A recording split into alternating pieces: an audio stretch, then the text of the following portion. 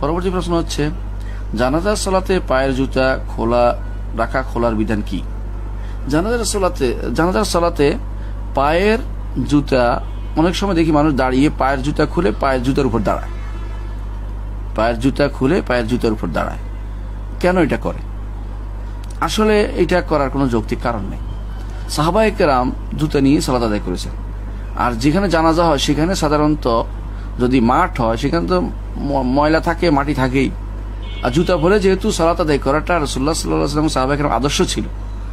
হ্যাঁ, আপনি বলতে পারেন যে আমরা যেখানে এখন মোবাল্লাত আছে, অর্থাৎ যেখানে টাইলস করা আছে, মোজাইক করা আছে, এগুলো নষ্ট হয়ে যাবে, সেটা তো আমরা বলছি না। কারণ জানাজা সাধারণত ওখানে নিয়ে আসা হয় না, ওখানে নিলে জুতাও থাকে না সাথে। মসজিদের কোথাও নিয়ে আসতে বাইরের অংশ, সেখানে জুতা থাকে না। তাহলে বোঝা গেল যে আপনি যে প্রশ্নটা করছেন সেটা ওই জায়গাতে যেখানে মাঠে করা হয়। আর মাঠে যখন করা হয় জুতা খুলেছেন সাহাবায়ে কেরামের, এমন কোন নজির পাওয়া যায় না। রাসূলুল্লাহ সাল্লাল্লাহু আলাইহি ওয়াসাল্লাম জুতা খুলেছেন, এমন কোন নজির পাওয়া যায় না। এর অর্থ হচ্ছে এটা আমরা একটা ধারণা করা জিনিস নিয়ে নিয়েছি।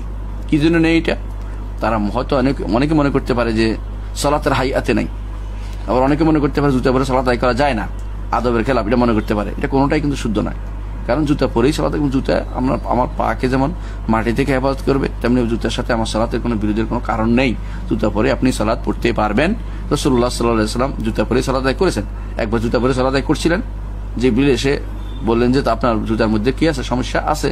রাসূল খুলে সালাত আদায় করেছেন, বাকি আবার শুরু করেন নাই। এর অর্থ হচ্ছে যেটা জানতো না এটার জন্য আল্লাহ মাহাদুর সে সাহাবায়ে কেরাম দেখে খুলে ফেলছে। রাসূল সালাতের পর বললেন, কেন তোমরা খুলে ফেললে? আমাকে জিবরিল নিষেধ করেছে, আমি খুলেছি, তোমরা খোলার কি? আপনি খুলছেন দেখে আমরা খুলে ফেলছি। কারণ রাসূলুল্লাহ সাল্লাল্লাহু আলাইহি ওয়াসাল্লাম কি করতেন, সাহাবায়ে কেরাম পদাঙ্ক অনুসরণ করতেন সম্পূর্ণ। মনে করেছেন হয়তো এই আয়াত নাযিল, কোনো আয়াত নাযিল হয়েছে, কোনো হুকুম নাযিল হয়েছে জুতা পরে সালাত আদায় করা যাবে না।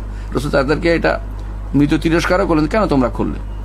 তাহলে দেখা গেল জুতা পরে সালাত আদায় করা যায়, কোনো সমস্যা নেই, বরং এটা সুন্নতের অন্তর্ভুক্ত। যদি সেখানে কোনো সমস্যা না থাকে, জুতা পরেই আপনি সালাতটা আদায় করবেন।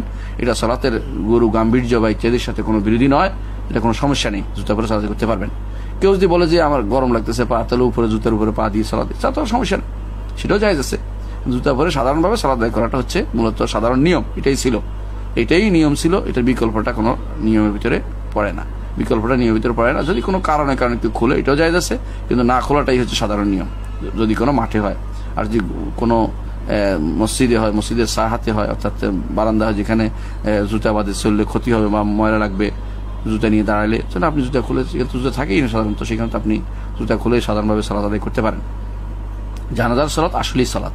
কিছু মানুষ যদি মনে করে জানাজার সালাত না, সে আসলে সঠিক কাজটি করছে না। কারণ এটাকে আল্লাহ তাআলা কোরআনে বলেছেন, ওয়া লা তুসাল্লি আলা আহাদিন মিনহুম মাতা আবাদান, যারা মারা যায় তাদের উপর সালাত আদায় করবেন না। এটা সালাতে বলেছে আল্লাহ তাআলা, এবং রাসূলুল্লাহ সাল্লাল্লাহু আলাইহি ওয়াসাল্লাম সালাতে বলেছেন, সাল্লা আলা ফুলান কাব্বারা আলা ফুলান, রাসূলুল্লাহ সালাত আদায় করেছেন। এবং সালাতের যে সংজ্ঞা আছে সেটা এটা অন্তর্ভুক্ত। সালাতে বলেছেন যে তাহলিলুহা ইফতিতাহুয়া আত-তাকবীর ওয়া তাহলিলু আত-তাসলিম, শুরু হচ্ছে আত-তাকবীর দিয়ে, আল্লাহু আকবার দিয়ে, শেষ হচ্ছে সালাম দিয়ে। তো জানাজার সালাতে শুরু হয় কি দিয়ে? তাকবীর দিয়ে, শেষ হয় কি দিয়ে? সালাম দিয়ে। যদি সালাত নয় তো কি? এটা সালাত। কেউ মনে অজু বাদে চলবে না। যদি অজু নাই সালাত পড়তে পারবেন না। আপনি দোয়া করুন দাঁড়িয়ে, সালাতে ঢুকতে পারবেন না। নিয়ম মোতাবেক সালাতে পড়ে বিনা অজুতে সালাত পড়তে, তারা জানাজার সালাত পড়তে পারবেন না। إنما المؤمنون الذين إذا ذكر الله وجلت قلوبهم